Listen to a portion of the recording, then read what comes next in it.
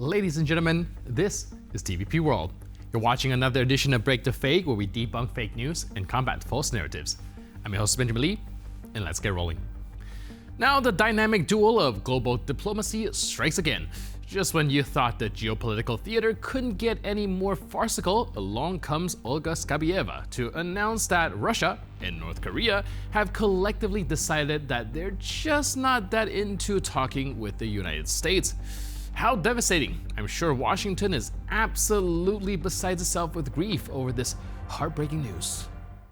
Рюте предупреждает Вашингтон, что действия Москвы угрожают не только европейцам, но и США. Россия якобы в обмен на людей передает КНДР свои новейшие ракетные технологии.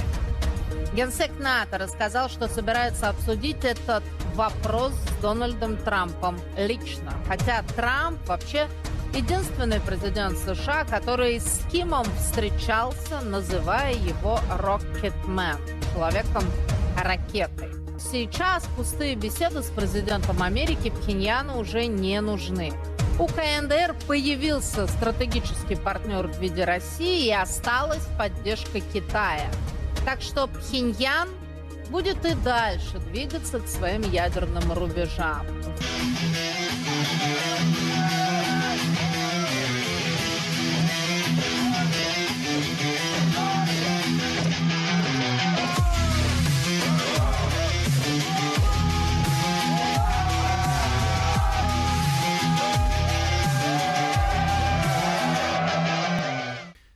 But now let's take a moment to appreciate the sheer audacity.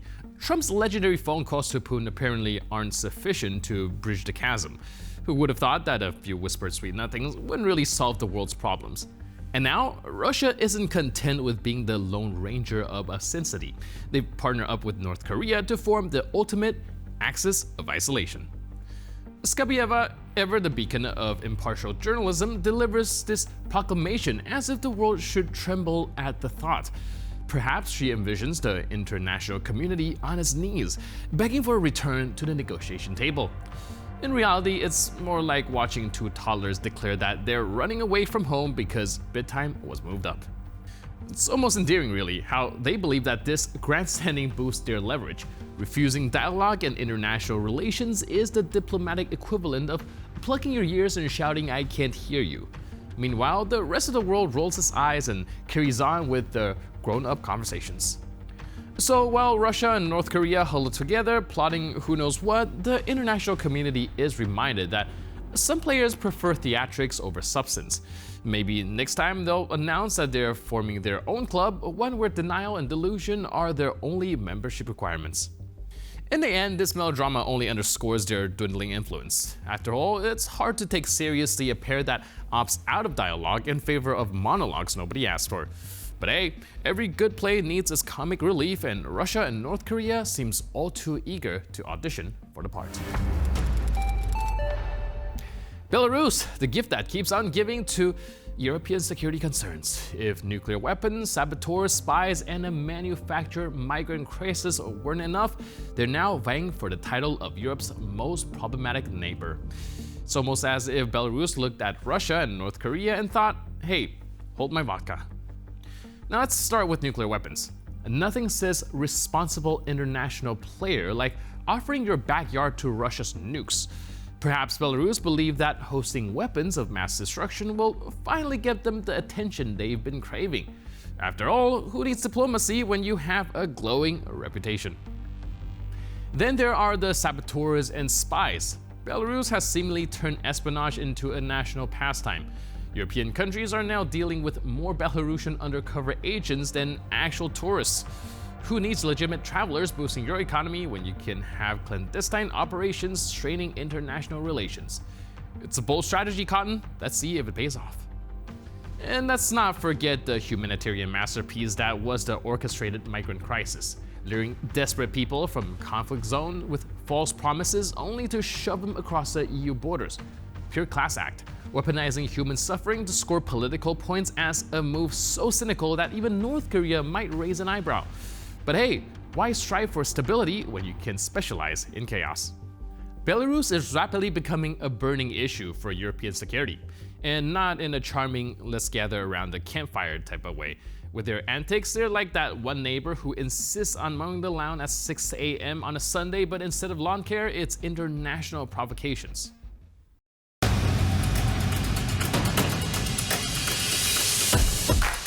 Выборы в Беларуси для своего народа. Власти с оттопыренными руками не держат. Немного больше, чем пара минут спустя. Первый занял очередь, пошел и подписался за батьку, потому что надо. Служба службой. Президентская стратегия по кадрам. Я всем дал шанс, работайте. Это да. Распаковка подарков к 7 ноября. Ну, может, поплывем? Если очень тяжело, можно и вот так. Как президентский пример стал народным хобби. Теперь вы поняли, что у меня не заполучишь. Дожинки на севере страны с бодрящим эффектом. Может, хоть вы эфир не выдавайте? А кто нам запретит?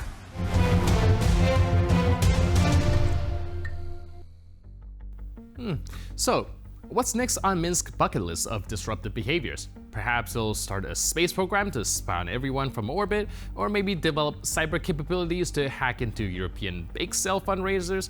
The possibilities are as endless as their disregard for international norms.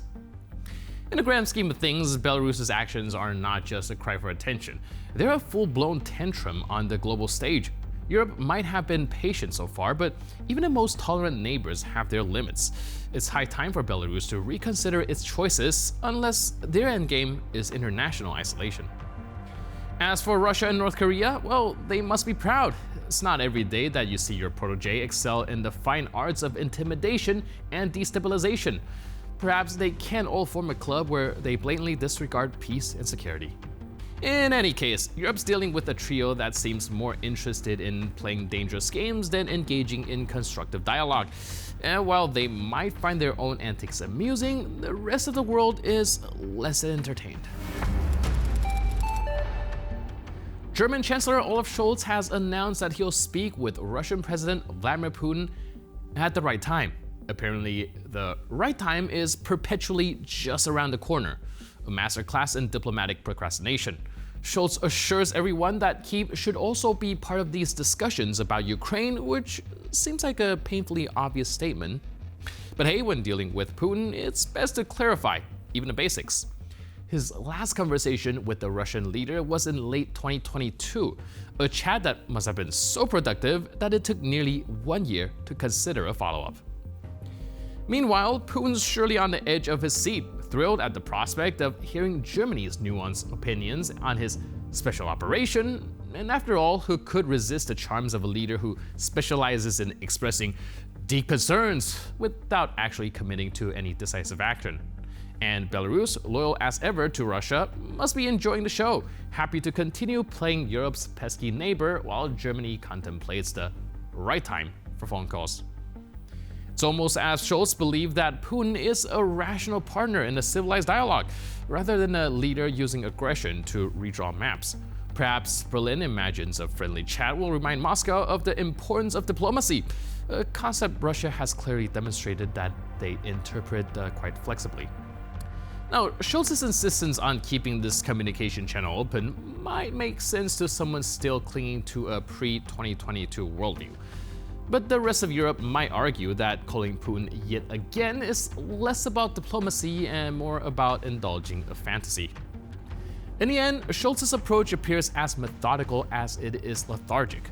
So, while the German Chancellor gears up for his timely conversation, Ukraine and the rest of Europe are left wondering just what, if anything, he plans to achieve this time around. And with that, we conclude this edition of Break the Fake. But for more news, update, and commentary, please stay tuned to TV World.